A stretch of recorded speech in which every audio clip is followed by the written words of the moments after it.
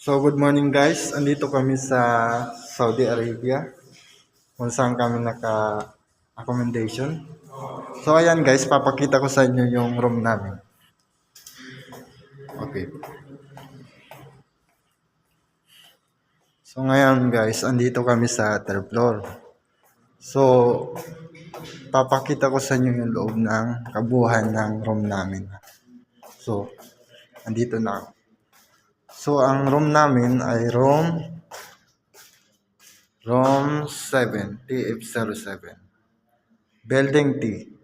Building 10. So, ang company namin ay Nesma. Nesma po. So, ayan guys. Papasok na tayo. Papakita ko sa inyo yung loob ng aming kabuuan ng room namin. So, ayun guys. Tara. So, ayun guys. Ito yung room namin. Yan po. Yan yung kwarto ko. So, ayan o. Yan lang po yung kwarto ko na kabuuan. So, ayan guys. Yan guys yung speaker ko. Babuksan na. Bluetooth mode. Mashallah. Connected. So, ayan guys, yung speaker ko, ang bili ko niyan ay nasa 89 SR. So, ayan guys, yung speaker na to, bibira ko lang ginagamit dahil nga dito sa Saudi ay Ramadan. So, ayan guys, pag time na tapos na yung sala, kaya patugtog ko to. So, ayan guys, yan yung bag ko. Caterpillar. Mura lang yan dito kasi sa Harrods lang yan. Pero sa Pinas, malaki yung pera. Nasa ano to? 20 SR. Ito naman 10 SR. Adidas. Yan po. So, ayan guys. Ito yung table ko, yung maliit. Ang bili ko lang to nasa 15 SR. So, ayan guys. So, ayan guys. Sarado ko na yung kwarto ko na maliit. So, ayan guys. Ito yung aparador ko. Yan o. Dito yan sa Saudi. Yan po yung loob ng aparador ko. At ito yung chinilas sa lalim at sapatos. Sawa-sawa. So ngayon guys, may pera dito sa loob. Yan yung sira. Pag once na bibili ako, alam ko ang pera na may sira, babalik ko sa kanila. Yan guys.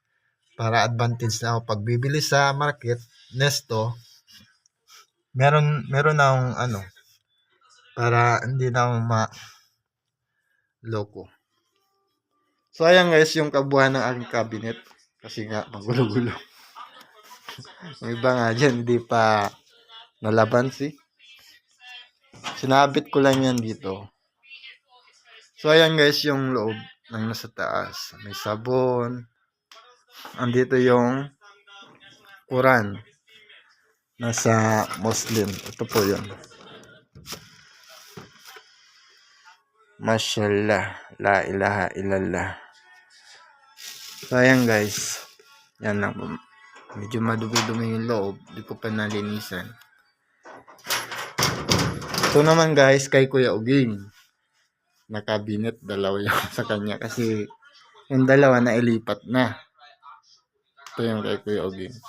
So ayan guys yung tubigan namin. Ito yung sarili kong upuan.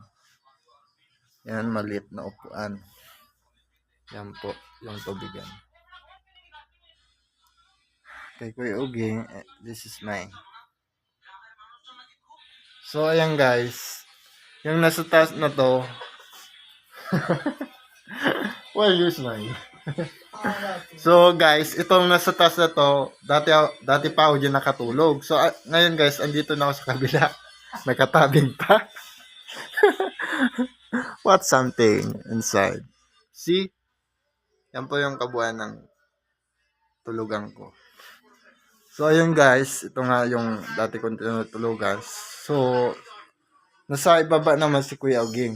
Ito yung sa kanya. Hindi na makita. Yan o. Yan yung loob niya. Yan po. Yan po sa kanyang gamit. So, ayan guys yung table para sa lahat. Pero madaming display.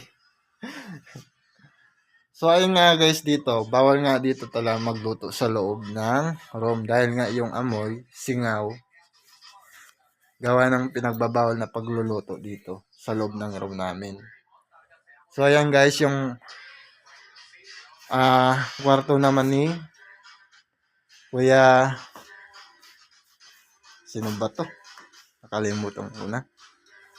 Ito naman sa taas kay Kuya Jirik.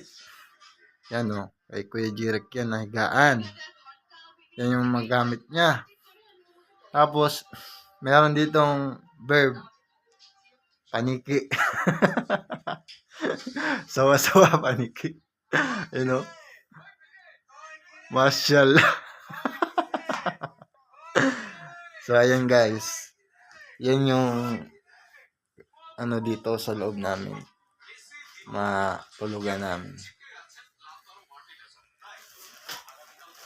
So, ayan guys. Kay Kuya Richard naman, ito yung tulugan niya.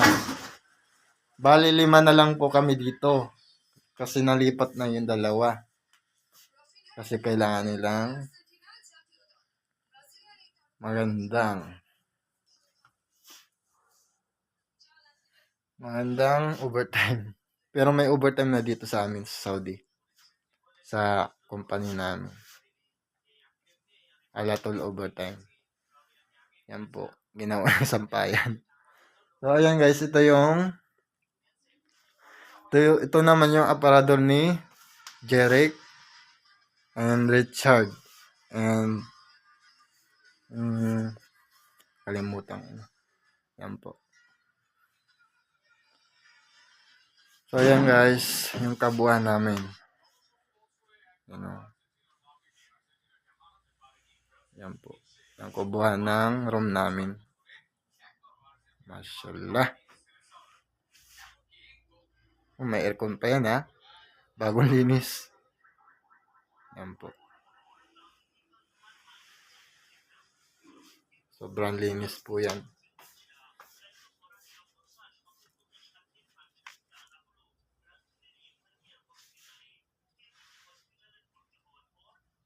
Yan po yung kwarto ko. Yan po. So, ayan guys. Papakita ko po sa inyo yung labas ng accommodation.